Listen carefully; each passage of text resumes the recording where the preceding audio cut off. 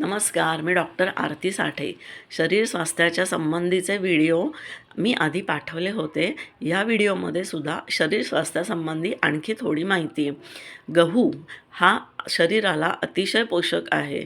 त्याच्यामुळे गव्हाची पोळी आहारातून पूर्ण वर्ज्य करणे हे चुकीचे ठरते. ज्वारी अधूनमधून चालेल. बाजरी ही थंडीच्या सीझनमध्ये उपयुक्त आहे. नाचणी हे जे शारीरिक श्रम जास्त करतात, जसे की दगड फोडणे, रस्ता बांधणे, अशा लोकांना जास्ती उपयोगी आहे. ज्यांचे शारीरिक श्रम कमी आहेत त्यांनी नाचणी बेताने खावी.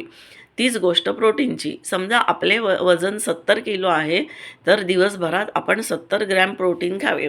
ह्याच्यापेक्षा जास्ती प्रोटीन शरीराला हानिकारक करू शकते. म्हणजेच किडनीवर हळूहळू त्याचा परिणाम होऊ शकतो. तसेच आता मांसाहारी जेवण जेवायचं असेल किंवा पार्टी असेल किंवा गोडाचे जेवण असेल किंवा जास्त तळणीचे पदार्थ असलेले जेवण असेल, तर अशा पार्ट्या किंवा अशी जेवणं नेहमी दुपारी ठेवावीत.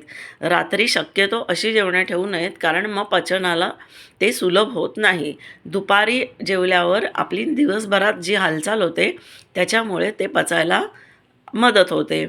तर या गोष्टी काही अतिशय सोप्या करून सांगितलेल्या आहेत. धन्यवाद.